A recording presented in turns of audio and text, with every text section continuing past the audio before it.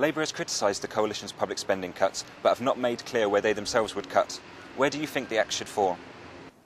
As Labour leader, my first job would be to set out a clear, principled and detailed alternative to the path upon which the coalition government have placed the country and the severe spending cuts, which in my view will damage our public services irreparably and for many decades to come. But Labour has to have credibility, so we need to be clear how we would reduce the deficit. As part of that, I have said, though it's difficult as Shadow Health Secretary to say it, that we shouldn't increase NHS spending in real terms in every year of this Parliament, as the government are saying. Instead, we should hold to increases at inflation and ensure that the extra funding is given to those other crucial frontline services provided by councils, police, schools.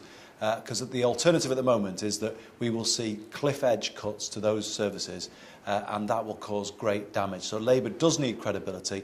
I will also say that we should close more of the deficit from tax and make a moral argument for doing that, because tax can make life a little harder for those while they're paying it. Cuts on this scale can wreck lives altogether, take hope off young people, take help away from vulnerable people. So I would follow through with the full national insurance increase. I would have a more ambitious tax on the banks, and I think that could also help restore trust in politics.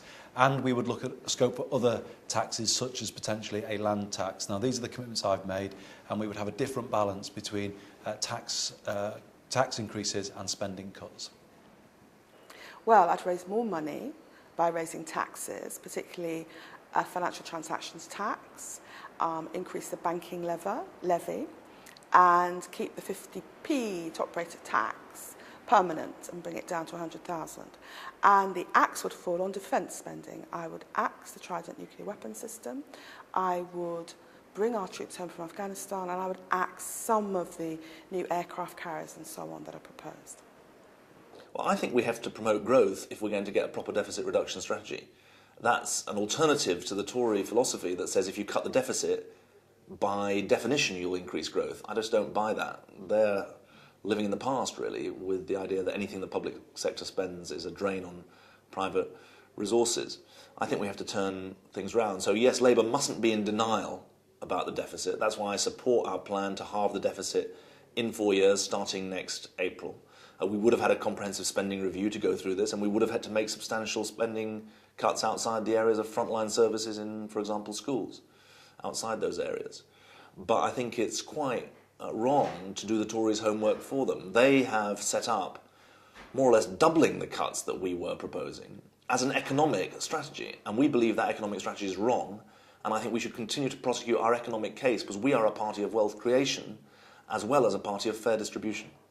The three things we've got to do about the deficit: we've got to have a reduction in the deficit led by economic growth, because that is the thing that creates higher tax receipts, gets people off the dole. Secondly, we have got an alternative. The starting point is what we argued for at the election, but I've said as leader we should look at the precise nature of that. But the scale of cuts being talked about by the coalition and the timing of the cuts is dramatically different from what Labour was proposing. Thirdly, though, there is a big argument we've got to make and a big discussion we've got to have as a country. Is the deficit the only thing that matters in our society? Now, if we'd said that after 1945, we wouldn't have built a National Health Service. I take a different view from the coalition. We've got to reduce the deficit, but it's not the only thing that matters, because they're saying, well, whatever the consequences for our society, it doesn't matter. The only thing that we care about is reducing the deficit. I think they're wrong.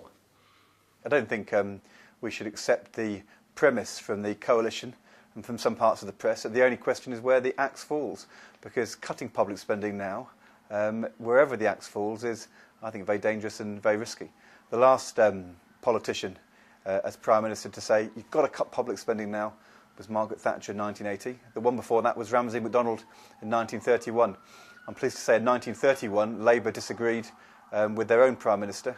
The Liberal Democrats disagreed as well, and MacDonald went into coalition with the Conservatives to push through cuts, which led to higher unemployment and higher debt. So the right thing to do is to pursue growth and jobs at the moment. Of course, we've got to get the deficit down, but in a slow and steady way, and in a credible way, but also in a fair way.